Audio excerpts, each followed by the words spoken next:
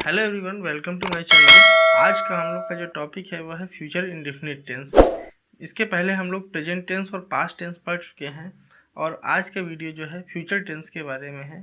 Future में 4 प्रकार होते हैं: future indefinite tense, future continuous tense, future perfect tense and future perfect continuous tense. तो इसमें हम आज सबसे जो पहला प्रकार है फ्यूचर इंडेफिनिट टेंस, उसके बारे में पढ़ेंगे। तो सबसे पहले हम लोग चलिए देखते हैं कि फ्यूचर इंडेफिनिट टेंस के वाक्यों की पहचान हम लोग कैसे करेंगे कि कौन सा वाक्य फ्यूचर इंडेफिनिट टेंस में है। तो जब वाक्य में जो है किसी भविष्य में होने वाली घटना के बारे में बताया जाए, साथ ही साथ वाक्य की जो मुख्य क्रिया है उसके अंत में गा गे गी आए, तो वैसे वाक्य जो है फ्यूचर इंडेफिनिट टेंस के वाक्य कहलाते हैं। जैसे कि एक सेंटेंस एग्जाम्पल के साथ देखते हैं हम लोग, मैं कल विद्यालय जाऊंगा, या होता कि तुम कल विद्यालय जाओगे। तो देखिए इसमें मुख्य क्रिया जो है जाने की है और जाने का जो है इसमें गा लगा हुआ है, जाऊंगा। तो इसी तरह से अगर यहाँ पे होता कि तुम कल विद्यालय जाओगे, वह कल विद्यालय जाएगी, तो सेंटेंस आप देख रहे हैं कि मुख्य क्रिया के अंत में गा गे गी पे समाप्त हो रहा है। तो यह सेंटेंस जो है फ्यूचर इंडेफिनिट टेंस का सेंटेंस है। अब फ्यूचर इंडेफिनिट टेंस में ये कैसा अफर्मेटिव है, नेगेटिव है, क्या है? तो ऐसे वाक्य जिसमें नहीं का प्रयोग कहीं नहीं किया गया हो, साथ ही साथ कोई प्रश्न न पूछा गया हो, तो वो वाक्य जो है अफर्मेटिव सेंटेंस कहलाता है। हिंदी में इसको बोलते हैं सकारात्मक वाक्य। तो यह फ्यूचर इंडेफिनिट टेंस का एक अफर्मेटिव सेंटेंस है। अब हम लोग देखेंगे कि हम लोग इसका ट्रांसलेट किस प्रकार से बनाएंगे। तो सबसे पहले ट्रांसलेशन का रूल ये है कि सबसे पहले हम लोग सब्जेक्ट लिखेंगे, उसके बाद शैल या विल लगाएंगे। शैल विल यहाँ पे क्या है? हेल्पिंग वर्ब है।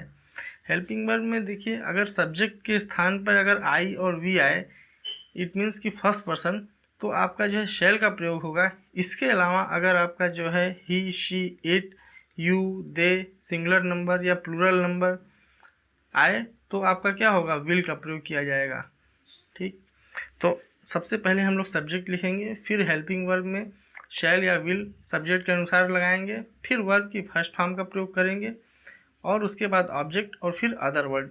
सब्जेक्ट आपका होता है कि जो काम करने वाला होता है, जो भी काम हो रहा है सेंटेंस में उसको जो करने वाला होता है वह सब्जेक्ट कहलाता है। यहाँ पे आपका जो है काम करने वाला कौन है? मैं। तो यहाँ पे सब्जेक्ट आपका क्या हो गया? मैं। तो सबसे पहले हम लोग मैं की इंग्लिश लिखेंगे आई। इसके बाद आई के साथ हम लोग देखेंगे कि हेल्पिंग वर्ब शैल या विल में से कौन सा आएगा।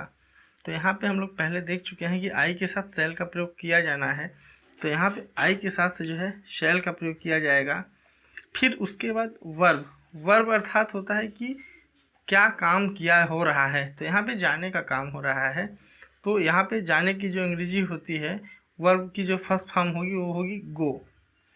फिर गो के साथ प्रीपोजिशन टू का प्रयोग किया जाता है, क्योंकि हम जहाँ पे जाते हैं तो गो के बाद टू लगा करके जो भी डिस्टिनेशन हो, जहाँ पे जाया जाता है, वो लिखते हैं। और वो आपका यहाँ पे क्या होगा? ऑब्जेक्ट का काम करेगा, क्योंकि जो क्रिया होती है या जो वर्ब होता है, काम के करने का असर जिस पे पड़ता है उसे ऑब्जेक्ट कहते हैं।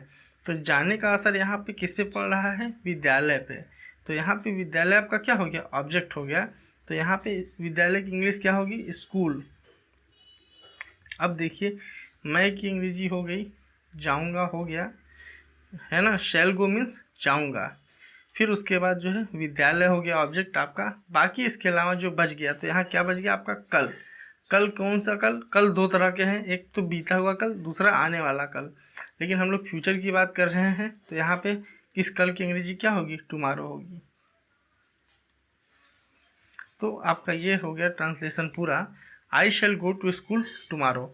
अगर यहाँ पे होता कि तुम कल विद्यालय जाओगे, तो हम लोग लिखते you will go to school tomorrow. क्यों? क्योंकि यू के साथ जो है विल का प्रयोग किया जाता है।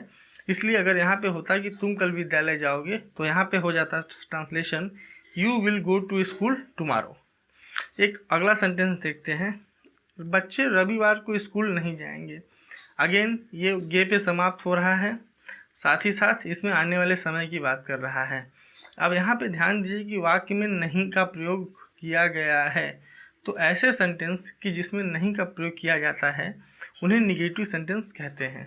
यहाँ पे आपका जो है ये वाक्य जो है फ्यूचर इंडेफिनिट टेंस का सेंटेंस है, एक निगेटिव प्रकार का सेंटेंस है। तो निगेटिव बनाने के लिए हमें क्या करना होगा कि सारा का सारा रूल पहले जैसा ही रहेगा, बस जो हेल्पिंग वर्ब है उसके ठीक बाद नॉट का प्रयोग कर लिया जाएगा।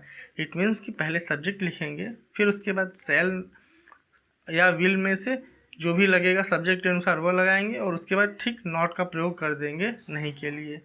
फिर वर्ब की फर्स्ट फॉर्म, ऑब्जेक्ट और अदर वर्ड। तो चलिए इसको हम लोग करके देखते हैं। सबसे पहले बच्चे, बच्चे ये क्या है, आपका सब्जेक्ट है, क्योंकि काम करने वाला कौन है, बच्चे। तो बच्चे की अंग्रेजी होती है चिल्ड्रेन। अब चिल्ड्रेन आपका जो है सिंगुलर नंबर है कि प्लूरल नंबर है, तो इन सब में से बच्चे, ढेर सारे बच्चे हैं, इट मीन्स ये क्या है, प्लूरल नंबर है। प्लूरल मीन्स बहुवचन है ना, सिंगुलर मीन्स एक वचन और प्लूरल मतलब बहुवचन। तो यहाँ पे आपका चिल्ड्रेन क्या है, प्लूरल नंबर है और इसके साथ विल का प्रयोग किया जाएगा, तो यहाँ पे हो जाएगा चिल्ड्रेन। फिर चिल्ड्रेन के साथ विल का प्रयोग करेंगे। अब इस नहीं की इंग्लिश लिखेंगे, तो नहीं की इंग्लिश हो जाएगी आपका नॉट, चिल्ड्रेन विल नॉट। अब इसके बाद वर्ब, वर्ब यहाँ पे कौन सा है, यहाँ पे अगेन जो है जाने का काम हो रहा है, तो वर्ब आपका क्या हो गया, गो। तो गो की फर्स्ट फॉर्म गो ही होती है। फिर उसके बाद गो के बाद मैंने बताया है कि प्रीपोजिशन टू का प्रयोग किया जाता है। फिर उसके बाद जहाँ पे जाया जा रहा है, यहाँ पे स्कूल की बात हो रही है, तो यहाँ पे क्या हो जाएगा, children will not go to school. ये हो गया आपका स्कूल, आपका क्या हो गया, ऑब्जेक्ट हो गया। अब देखते हैं क्या बच गया, ये हो गया, ये हो गया, ये हो गया, बच गया क्या, रविवार को। तो रविवार को की इंग्लिश क्या हो जाएगी, ऑन संडे। ये होगा आपका translation complete. Children will not go to school on Sunday, कि बच्चे जो है रविवार को विद्यालय नहीं जाएंगे। इंट्रोगेटिव निगेटिव सेंटेंस के बाद जो है अगला आता है आपका इंट्रोगेटिव सेंटेंस।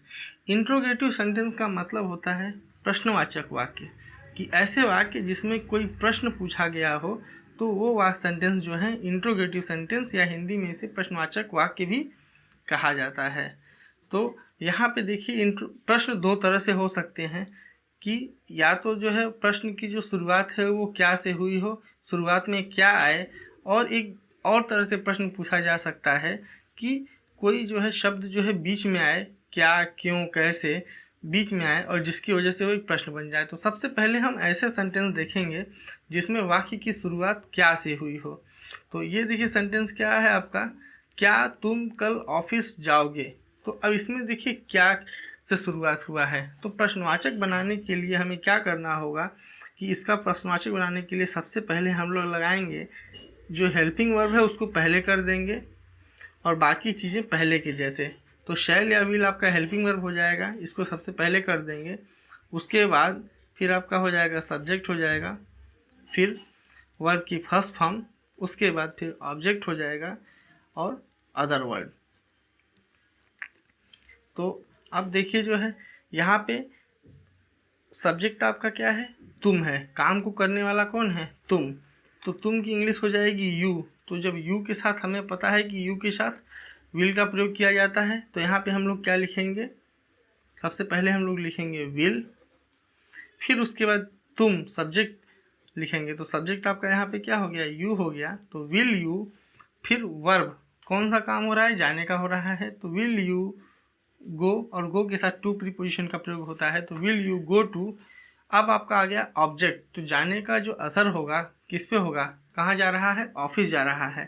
तो यहाँ पे आपका क्या हो जाएगा, ऑब्जेक्ट जो है आपका है वो ऑफिस है, तो हम लोग ऑफिस लिख देंगे। अब देखिए क्या बचा, यहाँ पे सब हो गया, क्या के लिए हमने विल को पहले कर दिया, फिर उसके बाद सब्जेक्ट हो गया, तुम की इंग्लिश हो गई, फिर ऑफिस भी आ गया, जाओगे हो गया, आपका क्या बच गया, कल। तो कल जो है आने वाले कल की इंग्लिश होती है टुमारो, तो ये आपका जो है इसको लास्ट में लगा देंगे। तो अब उसके बाद चूँकि एक प्रश्न है इसलिए एक क्वेश्चन मार्क लगा देंगे। तो ये आपका सेंटेंस हो गया, will you go to office tomorrow, क्या तुम कल ऑफिस जाओगे। यहाँ पे अगर होता क्या वह कल ऑफिस जाएगी, तो सेम ही बनता, बस यहाँ पे यू की जगह शी लग जाता, will she go to office tomorrow, क्या मैं कल ऑफिस जाऊँगा। अगर आई होता, यहाँ मैं होता, तो क्या लिखते हम लोग, शैल आई गो टू ऑफिस टुमारो, क्या मैं कल ऑफिस जाऊँगा। तो इस तरह से हम लोग इंट्रोगेटिव सेंटेंस को बनाते हैं। अब अगर बात करते हैं कि प्रश्न भी हो, एक सेंटेंस में जो है प्रश्न भी पूछा गया हो और नहीं का भी प्रयोग हो, तो ऐसा सेंटेंस जो है इंट्रोगेटिव भी है और साथ ही साथ निगेटिव भी है, क्योंकि इसमें नहीं भी आया है और सेंटेंस क्या से भी स्टार्ट हो रहा है। तो ऐसे सेंटेंस को करने के लिए हमें क्या करना होगा कि सारे रूल पहले के जैसे ही होंगे, बस सब्जेक्ट के ठीक बाद जो है नॉट का प्रयोग कर दिया जाएगा। तो इसका फार्मूला आपका क्या हो जाएगा, सबसे पहले शैल या विल लिखेंगे, इसके बाद आपका जो भी सब्जेक्ट रहेगा वो लिखेंगे, फिर सब्जेक्ट के ठीक बाद नॉट का प्रयोग कर देंगे, वर्ब की फर्स्ट फॉर्म, फिर उसके बाद ऑब्जेक्ट एंड अदर वर्ड, इस तरह से हो जाएगा। अब यहाँ पे देखिए शैल या विल कौन सा लगेगा, इसमें से पहचानिए। सब्जेक्ट आपका क्या है, तुम हो गया, तो तुम के साथ यू के साथ विल का प्रयोग होगा। तो सबसे पहले हम लोग लिख देंगे विल, फिर उसके बाद आपका आएगा सब्जेक्ट, तो यहाँ पे लिख देंगे यू, फिर नहीं है तो नहीं के लिए हम लोग सब्जेक्ट के ठीक बाद नॉट का प्रयोग करेंगे, फिर उसके बाद वर्ब की फर्स्ट फॉर्म। तो अब यहाँ पे वर्ब यानी कौन सा काम हो रहा है, जो भी मुख्य क्रिया है, जो भी काम हो रहा है वो आपका क्या होगा, वर्ब होगा। तो यहाँ पे कौन सा काम हो रहा है, खाने का काम हो रहा है। तो खाने की अंग्रेजी होती है ईट होती है, ईट, एट और ईटेन, है ना। ये first form, second form, third form, तो हमें चाहिए फर्स्ट फॉर्म। तो यहाँ पे खाने की इंग्लिश क्या हो जाएगी, ईट। ये हो गया आपका वर्ब की फर्स्ट फॉर्म। फिर आपका आता है ऑब्जेक्ट। ऑब्जेक्ट मैंने बताया है कि मुख्य क्रिया का असर जिस पे पड़े, तो यहाँ पे खाने का जो असर है कि इस पे पड़ रहा है, क्या चीज़ खा रहा है, खाना खा रहा है, तो खाना की इंग्लिश होती है, क्या होती है, फूड। तो ऑब्जेक्ट आपका यहाँ पे क्या हो गया, फूड हो गया। फिर उसके बाद जो बच जाएगा अदर वर्ड, तो देखिए क्या के लिए हमने विल पहले लगा ही दिया है, फिर तुम की इंग्लिश यू हो गई, नहीं के लिए नॉट लिख दिए, खाओगे के लिए यहाँ पे ईट आ गया है और खाने की इंग्लिश फूड हो गई। इट मीन्स कि अभी यहाँ पे कुछ भी नहीं बचा। अगर यहाँ पे होता कि क्या तुम कल खाना नहीं खाओगे, तो कल अगर होता यहाँ पे भी, तो यहाँ पे हम लास्ट में क्या लिख देते, टुमारो लिख देते, लेकिन यहाँ पे अभी कुछ नहीं है, तो ये ट्रांसलेशन आपका हो गया है कंप्लीट। तो ये कैसा सेंटेंस था मेरा, इंट्रोगेटिव कम निगेटिव। इसके बाद जो सेंटेंस है हम लोग देखेंगे कि इंट्रोगेटिव एक तरह से और बनाया जा सकता है, WH क्वेश्चन टाइप, कि ऐसे सेंटेंस कि जिसमें वाक्य के बीच में कोई शब्द आए और जिसकी वजह से वह वाक्य जो है प्रश्नवाचक हो जाए, इंट्रोगेटिव टाइप का हो जाए। ठीक, जैसे यहाँ पे एक सेंटेंस है, बच्चे क्रिकेट कहाँ खेलेंगे, तो अब यहाँ बीच में क्या आ गया, कहाँ। तो इस कहाँ की वजह से ये सेंटेंस कैसा हो गया, नेचर में इसका जो नेचर हो गया कैसा हो गया, इंट्रोगेटिव टाइप का, यानी प्रश्नवाचक टाइप का ये सेंटेंस हो गया है। तो ऐसे सेंटेंस की जिसमें वाक्य के बीच में किसी शब्द के आ जाने से वो इंट्रोगेटिव हो जाए, तो वो शब्द जो है आपका कहलाता है क्वेश्चन वर्ड, है ना, क्वेश्चन वर्ड, प्रश्नवाचक शब्द। तो सबसे पहले अब ऐसे सेंटेंस को ट्रांसलेट करने के लिए हमें क्या करना होता है कि सबसे पहले हम लोग क्वेश्चन वर्ड की इंग्लिश लिखेंगे, फिर उसके बाद जो हेल्पिंग वर्ब है आपका शैल या विल, और शैल या विल किसके अनुसार रखेंगे, जो भी आपका सब्जेक्ट होगा, तो उसके बाद फिर सब्जेक्ट लिखेंगे, फिर वर्ब की फर्स्ट फॉर्म, फिर ऑब्जेक्ट और अदर वर्ड। तो चलिए इसको हम लोग करके देखते हैं कि इसमें सब्जेक्ट आपका क्या है, बच्चे हैं। बच्चे मीन्स प्लूरल नंबर है, एक से ज़्यादा बच्चे हैं, और प्लूरल हो चाहे सिंगुलर हो उसके साथ विल का प्रयोग होता है। तो यहाँ पे क्या होगा, हेल्पिंग वर्ब आपका शैल या विल में से विल का प्रयोग किया जाएगा, लेकिन उसके पहले हमें लिखना है जो भी क्या है, क्वेश्चन वर्ड है। तो क्वेश्चन वर्ड आपका क्या है, कहाँ। कहाँ की अंग्रेजी क्या होती है, वेयर, वेयर। अब उसके बाद यहाँ पे मैंने बताया कि बच्चे के साथ किसका प्रयोग होगा, विल का प्रयोग होगा, तो वेयर विल, फिर बच्चे। बच्चे की इंग्लिश ये आपका क्या है, बच्चे आपका सब्जेक्ट है, तो सब्जेक्ट के स्थान पर सब्जेक्ट लिख देंगे चिल्ड्रेन, फिर वर्ब की फर्स्ट फॉर्म। तो यहाँ पे कौन सा काम हो रहा है, खेलने का, तो खेलने की इंग्लिश होती है प्ले, प्ले का फर्स्ट फॉर्म प्ले होता है। फिर उसके बाद हम लिखेंगे क्या, ऑब्जेक्ट। तो अभी देखिए यहाँ पे क्या चीज़ खेलने की बात हो रही है, क्रिकेट खेलने की बात हो रही है। जो काम हो रहा है, तो कौन सा काम हो रहा है ना, कैसा हो रहा है, क्या हो रहा है, तो यहाँ पे क्रिकेट है उसके जवाब में। तो इट मीन्स कि यहाँ पे ऑब्जेक्ट आपका क्या है, खेलने का जो उद्देश्य है वो क्या है, क्रिकेट है, तो ये आपका क्रिकेट ऑब्जेक्ट हो गया। और अब यहाँ पे हम लोग जो है वर्ब के बाद ऑब्जेक्ट लगा देंगे, तो यहाँ पे क्या हो जाएगा, क्रिकेट हो जाएगा। और बाकी उसके बाद अगर कुछ बचा नहीं है, सारा कुछ हो गया है, तो अदर वर्ड यहाँ पे कुछ भी नहीं है, तो ये आपका ट्रांसलेशन कंप्लीट हो गया है।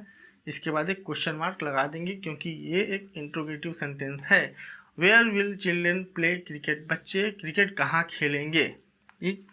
अगर यहाँ पे होता कि बच्चे कल सुबह क्रिकेट कहाँ खेलेंगे, अगर ऐसा सेंटेंस होता तो वाक्य में कल सुबह अगर आ जाता तो हम लोग क्या करते, वो अदर वर्ड होता और उस अदर वर्ड को हम लोग इसके लास्ट में लगा देते और हम लोग सेंटेंस बनाते कि where will children play cricket tomorrow morning, tomorrow in the morning, कल सुबह में।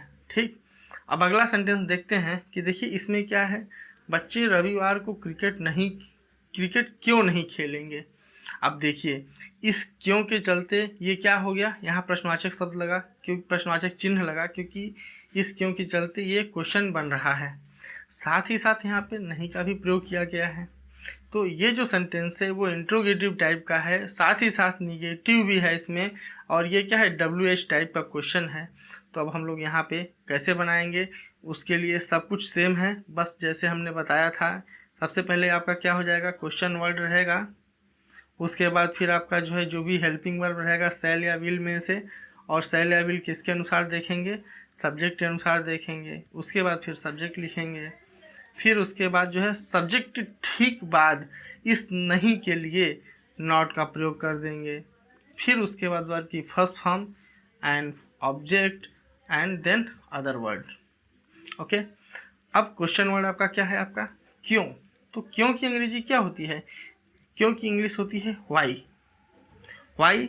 फिर अब शैल या विल, तो बच्चे हैं यहाँ पे, तो बच्चे के लिए क्या लगेगा, प्लूरल नंबर है, एक से ज़्यादा लोग हैं तो विल का प्रयोग। अगर यहाँ पे मैं होता, हम होते, तो यहाँ पे शैल का प्रयोग होता, क्योंकि आई वी के साथ शैल का प्रयोग, बाकी के साथ विल का प्रयोग। तो यहाँ पे वाई के बाद फिर हम लोग लिखेंगे विल, फिर उसके बाद बच्चे। सब्जेक्ट आपका क्या है, कौन खेल रहा है, बच्चे खेल रहे हैं, तो यहाँ पे सब्जेक्ट आपका हो गया चिल्ड्रेन। फिर चिल्ड्रेन के ठीक बाद इस नहीं की इंग्लिश लिखेंगे, तो यहाँ पे क्या हो जाएगा आपका नॉट। फिर वर्ब की फर्स्ट फॉर्म, कौन सा काम हो रहा है, खेलने का, तो ये आपका हो जाएगा यहाँ पे प्ले। फिर ऑब्जेक्ट, क्या खेलने की बात की जा रही है, खेलने का असर किस पे पड़ेगा, क्या खेलेंगे ये लोग, क्रिकेट, तो ऑब्जेक्ट आपका क्या हो गया, क्रिकेट हो गया, तो यहाँ पे लिख देंगे हम लोग क्रिकेट। फिर इसके बाद अब देख लीजिए और कुछ बच रहा है क्या, तो ये हो गया, ये सारा कुछ हो गया, बच गया आपका क्या, रविवार को। तो रविवार को के लिए क्या होता है, ऑन संडे।